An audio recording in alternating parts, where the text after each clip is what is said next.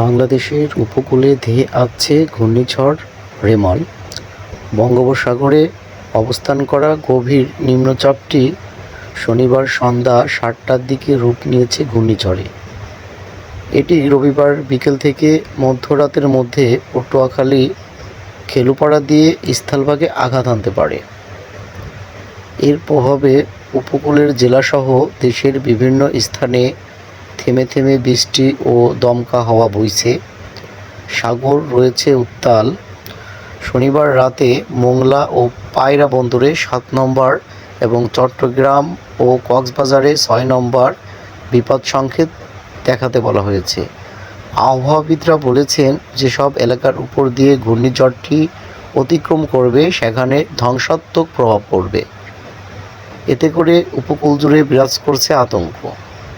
এদিকে উপকূলীয় এলাকায় সব ধরনের নৌযান চলাচল বন্ধের নির্দেশ দিয়েছে বাংলাদেশ অভ্যন্তরীণ নৌ পরিবহন কর্তৃপক্ষ BIWTA। তবে অভ্যন্তরীণ নৌপথগুলোতে চলাচল করা নৌযানের ব্যাপারে এখনও পর্যন্ত কোনো নির্দেশনা আসেনি। সাগরে অবস্থানরত মাছ ধরার সব নৌকা ও ট্রলারকে উপকূলের কাছাকাছি থেকে সাবধানে চলাচল করতে বলা হয়েছে।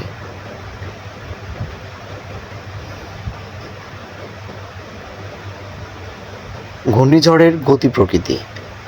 আবহাওয়া অধিদপ্তরের পরিচালক মোহাম্মদ আজিজুর রহমান বলেন, রেমাল নামটি ওমানের দেওয়া। এর অর্থ বালু।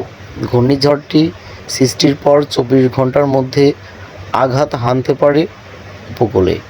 রোববার সন্ধ্যা থেকে রাত 12টার মধ্যে ভারতের পশ্চিমবঙ্গের সাগরদ্বীপ ও বাংলাদেশের পটুয়াখালীর খেপুপাড়ার মধ্য দিয়ে এটি ছবল দিতে পারে। প্রবল ঘূর্ণিঝড় হিসাবে এটি স্থলভাগ অতিক্রম করলে বাতাসের গতিবেগ ঘন্টায় 110 থেকে 120 কিলোমিটার থাকবে, যা দমকা বা ঝড়ো হাওয়া আকারে 130 কিলোমিটার পর্যন্ত হতে পারে। সঙ্গে থাকবে বৃষ্টি ও জলোচ্ছ্বাস। ফলে যেসব এলাকার উপর দিয়ে ঘূর্ণিঝড়টি আছড়ে পড়বে সেখানে থাকবে একটা ধ্বংসাত্মক প্রভাব। খুলনা, সুন্দরবন থেকে শুরু করে চট্টগ্রাম পর্যন্ত সব উপকূলীয় জেলা এর আওতায় পড়বে। 6 জেলা বেশি ঝুঁকিপূর্ণ। শনিবার দুর্যোগ ব্যবস্থাপনা ও ত্রাণ মন্ত্রণালয়ের এক সভায় প্রতিমন্ত্রী মোহাম্মদ মহিবুর রহমান বলেন, সাতক্ষীরা, বাগেরহাট, খুলনা, বরগুনা, পটুয়াখালী ও ভোলা এই 6 জেলা বেশি ঝুঁকিপূর্ণ। সেখানে 4000 আশ্রয় কেন্দ্র প্রস্তুত রয়েছে। ঘূর্ণিঝড় প্রস্তুতির অংশ হিসাবে কয়েকটি বিষয়ে সিদ্ধান্ত নেওয়া হয়।